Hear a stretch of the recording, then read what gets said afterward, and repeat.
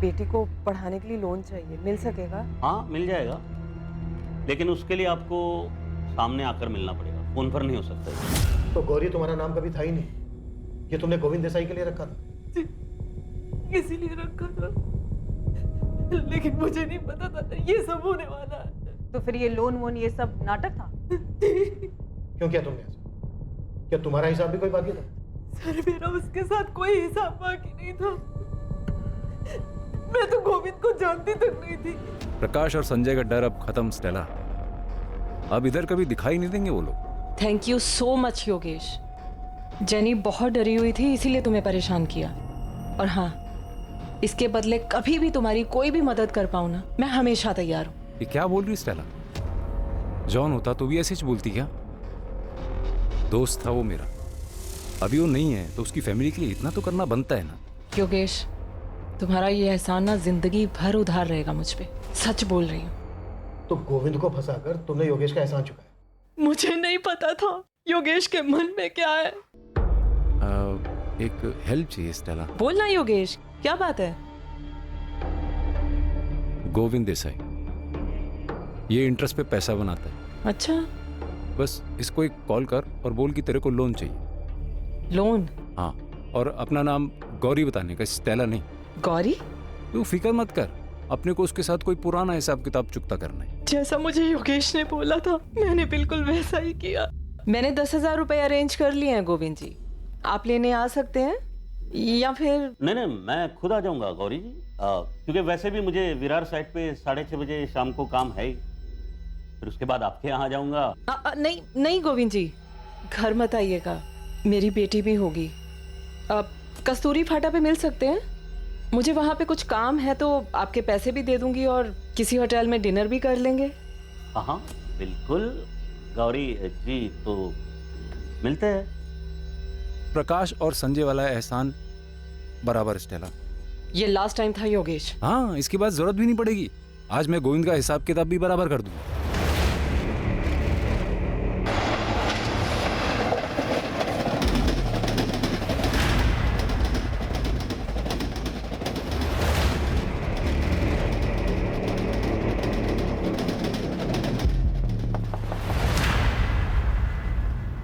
गोविंद भाव।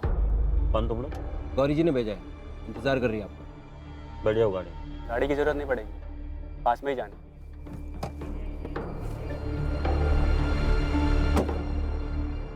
कहाँ जाना? आओ बस वो पीछे। हाँ? तू ये करने वाला था, इसलिए फोन करवाया था गोविंद को मुझसे? योगेश, तूने मुझसे कहा था कोई पुराना हिसाब बराबर करना है उससे, ये नहीं बताया था तूने मुझे? घबरा मत, डरने की कोई जरूरत नहीं है, कुछ नहीं होगा। जैसा मैं सुना रहा हूँ वो याद कर और पुलिस को भी वैसे ही बताना। तू ट्रेन में आती जाती है ना? योगेश ने जैनी को संजय और प्रकाश से बचाया था, इसलिए तुमने आंख बंद करके उस पर भरोसा कर लिया और गोविंद को वहां पर बुला लिया जहां पर उसका मर्डर हुआ। योगेश ने क्यों मारा गोविंद को? सर मुझे कुछ नहीं पता योगेश ने ऐसा क्यों किया। मुझे तो ये भी नहीं पता था कि वो मेरा इस्तेमाल कर रहा है।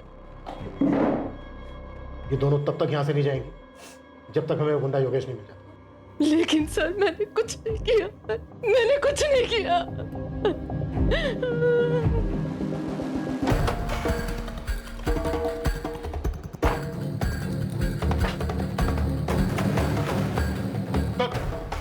अरे साहब अपनी बात हो गई थी ना, वो दोनों बंदे हाजिर भी करवा दिए थे मैंने। अभी क्या? तू हमें बताएगा किससे बात करनी किससे नहीं? हाँ, तुझे क्या लगा तू बोलेगा तुम स्टेला को छोड़ देंगे? कदम, अरे कदम बस बैठ। चलो जा शुरू, टाइम नहीं है मेरे पास, मुझे और भी मैटर सेटल करना है। ये दोनों गए थे साहब, जग्गा और बूंटी, गोविंद को मारने। शाबाश कदम। अरे दोनों को, तीसरे को छोड़ दे। चल बोल, क्या लफड़ा था तेरा गोविंद देसाई के साथ? पैसे लिए थे तूने उससे? पैसे लिए थे साहब, लेकिन उसके नहीं, उसकी सुपारी के पैसे लिए। और वो पान की दुकान कौन सी है जिसने तुझे सुपारी पकड़ाई? मुकेश पवार नाम है उसका। वरुण, ये वही है ना जिसका कर्जा माफ हुआ था? हाँ सर, वही है।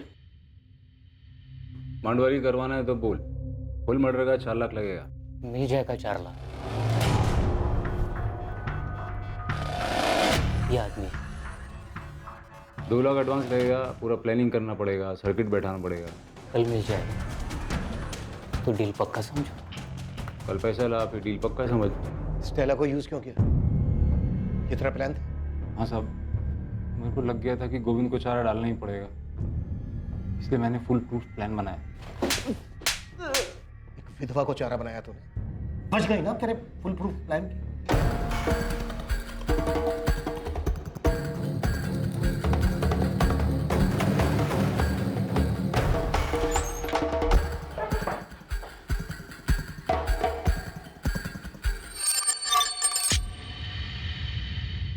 ये वो पान की दुकान योगेश इसकी बात कर रहा था? गलत आदमी को तो नहीं उठा लाए हो तुम लोग? सर 12 लाख का लोन लिया था इसने। अबे बोल। मैं अरे क्या मैं लगा रखा है तुझे? ओके डर मत, मैं तुझे मारने वाला नहीं हूं, नहीं मारूंगा तुझे। तू ये बता कि तुझमें चाबी किसने भरी थी? सर ये सुपारी की दुकान तो घर पे निकली।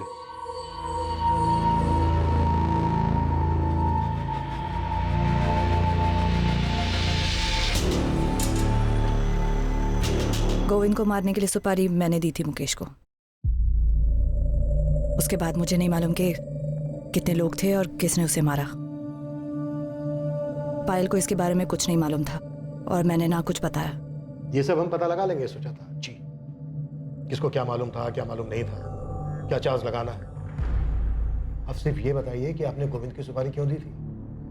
वो बहुत सी औरतों के साथ शारीरिक संबंध बनाता रहता था इसलिए?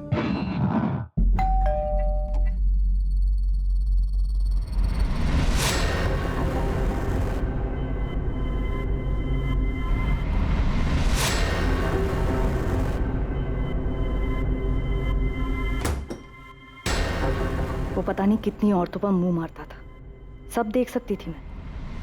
जो करना था करता, पर हर चीज की एक सीमा होती है। वो लांग दी थी उसने। क्या रे, क्या नहीं दिया मैंने तुझे और पायल को? ब्यूटी पार्लर कर, शॉपिंग कर, जो करना है कर, पर मुझसे सवाल मत कर। अशोक और नरेश सही बोलते हैं, तुम बदल गए हो गोविंद। बदल गया हूं मैं। कैसे बदल गया?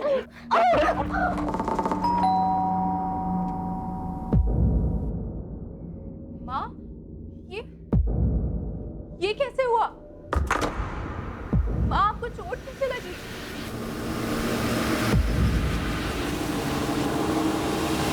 पापा, वहाँ पर हाथ कैसे उठाया आपने? हाथ कैसे उठा सकते हैं आप वहाँ पर? ऐसे क्या कर रहे हो? मुझसे सवाल करेगी?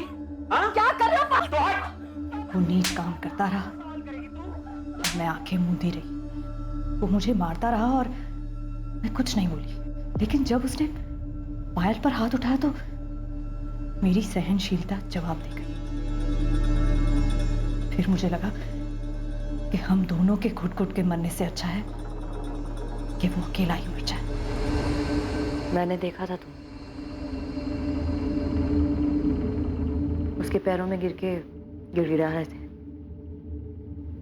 मैं क्या करूं सुजाता जी, पैसे लिए थे मैंने, वापस ही नहीं कर पा रहा। कितने हैं? अभी 12 लाख बचा है। तुम्हें देने की जरूरत नहीं है, सारा माफ कर दूंगी। ऊपर से जो भी खर्चा होगा वो भी मिलेगा, अगर तुम किसी का जुगाड़ कर सको जो गोविंद को मुक्ति दिला सके। जान से मारना है उसे। पायल उस वक्त बालिग थी, अपने अच्छे बुरे की समझ थी उसे। पहले मैंने सोचा इसे लेकर कहीं दूर चली जाऊं, लेकिन उसे सबक सिखाना जरूरी था। बिला वजह मार खाई थी मैंने और मेरी बेटी ने। तो ये दमन वाली कहानी इस प्लान का हिस्सा है? जी। और पायल, तुम जानती थी कि तुम्हारे माँ ने ही नहीं मैम, पर मुझे शक था कि ऐसा कुछ हो सकता है। लक्ष्मण भी शामिल था इस सब में? नहीं, उसे भी कुछ नहीं मालूम। मुजरिम सिर्फ मैं हूं।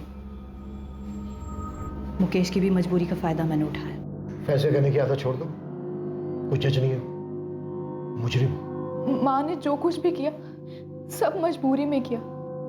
सर वो मजबूर थी। कानून की नजर में तुम्हारी माँ इस वक्त सिर्फ एक मर्डरर रह पाया।